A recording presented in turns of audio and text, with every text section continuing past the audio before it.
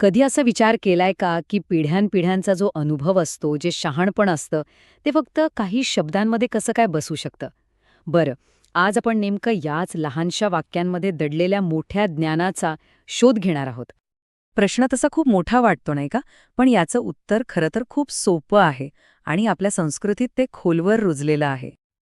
आणि ते उत्तर आहे म्हणींच्या रूपात. हो, म्हणी. ही छोटी-छोटी पण इतकी शक्तिशाली वाक्य आहेत. जणू काही ज्ञानाच्या कॅप्स्युल्सच, ज्यामध्ये आयुष्याचे मोठे-मोठे धडे सामावलेले असतात. पण मग ही म्हण म्हणजे नेमकं काय असतं? चला तर मग, या शब्दाचा अर्थ आणि त्याची खरी ताकद काय आहे, हे जरा समजून घेऊया. तर बघा, म्हण म्हणजे काही फक्त शब्दांची जुळवाजुळव नाहीये. ते आहे पिढ्यानपिढ्यांच्या अनुभवाचं सार. यात निरीक्षण आहे, परंपरा आहे आणि या सगळ्याचा असा काही संगम आहे, जो आपल्याला आजही मार्ग दाखवतो. म्हणींची खरी ताकद ना त्यांच्या वैशिष्ट्यांमध्ये आहे. म्हणजे बघा, त्या दीर्घ अनुभवावर टिकून आहेत. त्या खूप अर्थपूर्ण आणि मार्मिक असतात. ते इतक्या चटकदार असतात की लगेच लक्षात राहतात. आणि सगळ्यात महत्त्वाचं, त्या आपल्याला जगण्याचे एक सूत्रच देऊन जातात. चला तर मग सुरुवात करूया थेट माणसाच्या स्वभावापासून.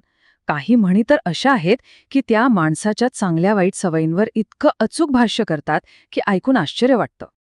ही म्हण, अरे, ही तर आपल्या सगळ्यांच्याच ओळखीची आहे, पण ह्या 3 सोप्या शब्दांमध्ये बॅलन्स साधण्याचा म्हणजे संतुलन साधण्याचा किती मोठा संदेश दडलाय हे आता पाहूया.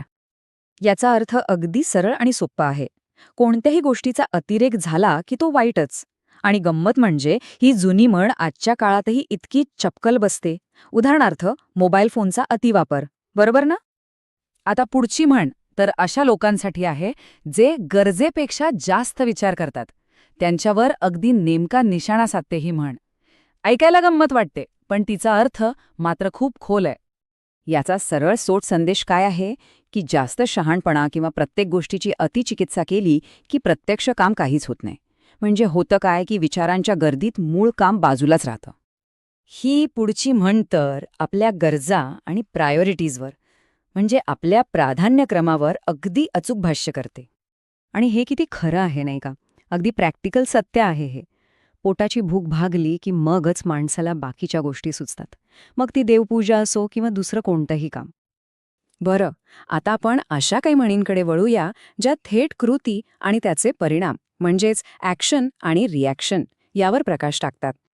कर्माचा सिद्धांत याला ह्या म्हणीपेक्षा सोप्या शब्दांत मांडणं शक्यच नाही. ही म्हण आपल्याला अगदी स्पष्टपणे आठवण करून देते की आपल्या प्रत्येक कामाचे चांगले वाईट परिणाम असतात आणि त्याची जबाबदारी शेवटी आपलीच असते.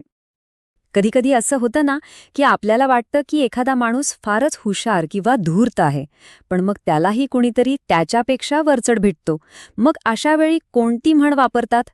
बरोबर, ती म्हणजे शब्दाशः अर्थ काय तर चोरावर बसलेला मोर. पण याचा खरा अर्थ आहे एखाद्या धूर्त माणसाला त्याच्याच डावपेचात हरवणं. म्हणजे प्रत्येक शिताफीला एक सव्वाशेर असतोच. जणू काही धूर्तपणाची एक वेगळीच स्पर्धा सुरू आहे. चला आता आपण अशा काही म्हणींकडे वळूया ज्या आपल्या संस्कृतीची 2 खूप महत्वाचे मूल्य सांगतात. एक म्हणजे स्वतःवरचा विश्वास आणि दुसरं म्हणजे समाजाची ताकद. इथे बघा, 2 वेगवेगळ्या पण तितक्याच महत्वाच्या गोष्टी एकत्र आल्या आहेत. एका बाजूला आहे आपला हात जगन्नाथ, जी म्हणते की स्वतःचे प्रयत्नच सर्वश्रेष्ठ आहेत. तर दुसऱ्या बाजूला आहे गाव करी ते राव न करी, जी सांगते की एकजुटीची ताकद किती मोठी असते. आणि यातली गंमत अशी आहे की या 2 गोष्टी एकमेकांच्या विरोधात नाहीत, उलट त्या एकमेकांना पूरक आहेत. संदेश अगदी स्पष्ट आहे. स्वतःच्या कष्टांवर विश्वास ठेवा, पण त्याच वेळी समाजाच्या एकजुटीच्या ताकदीला कधीही कमी समजू नका.